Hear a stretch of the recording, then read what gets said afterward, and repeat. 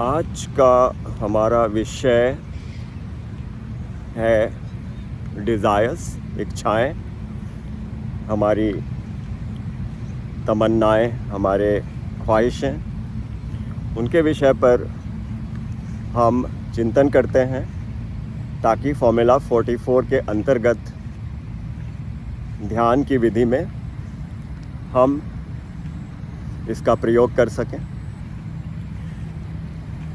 चूँकि हमारा स्रोत भगवद गीता का है, तो आइए हम भगवद गीता के कुछ श्लोकों को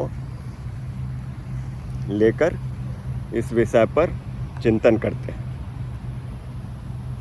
इच्छाएं दो प्रकार की हैं, एक तो शारीरिक फिजिकल डिज़ायर्स, सेंसुअल डिज़ायर्स, और एक इच्छा जो हमारे धनोपार्जन की, हमें एक समाज में स्थान मिले, हमारी प्रसिद्धि हो, हमारे धन दौलत बढ़े और हमारा सम्मान हो, लोग हमें चाहें, हमें पूछें।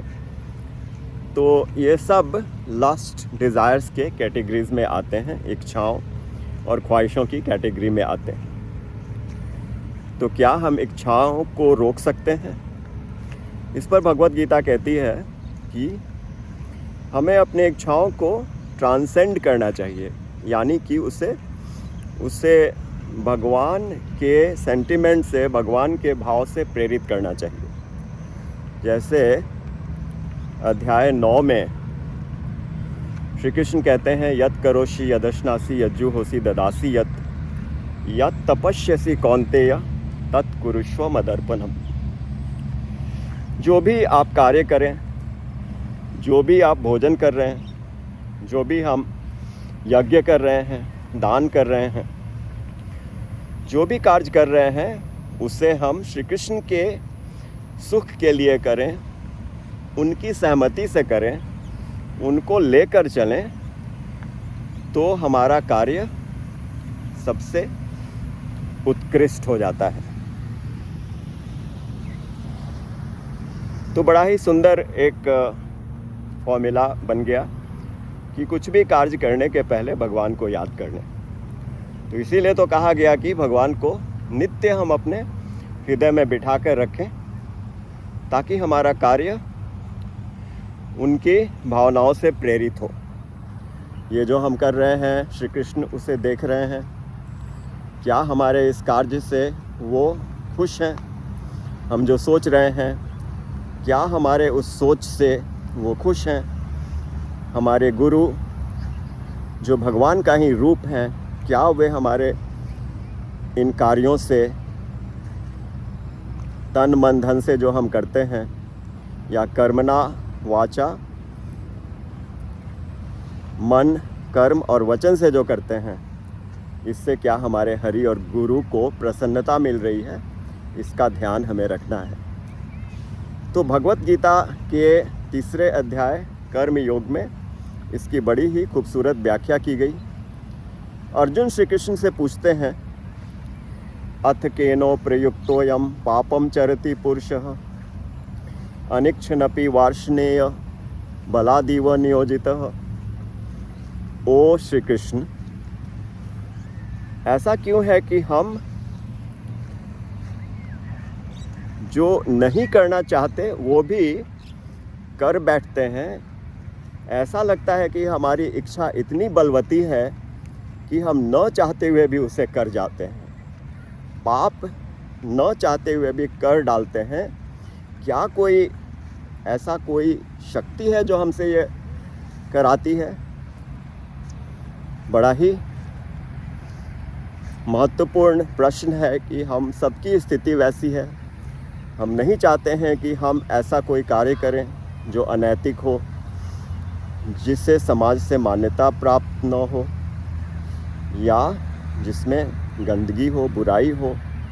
हम ऐसा नहीं करना चाहते, फिर भी कर बैठते हैं। काम, क्रोध, लोभ, मद, मोह, मत्सर, राग, द्वेष, ईर्ष्या, ये सब माया के जो रोग हैं हम पर पूरी तरह से हावी हैं। तो ऐसा हम क्यों करते हैं? हम नहीं चाहते कि हम ईर्ष्या करें, फिर भी ईर्ष्या कर डालते हैं।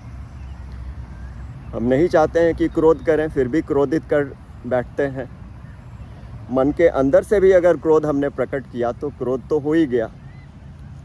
तो श्री कृष्ण इसका उत्तर देते हैं, काम एष क्रोध एष रजोगुण समुद्भवः महाशनो महापाप्मा विद्येन इह वैरिणम।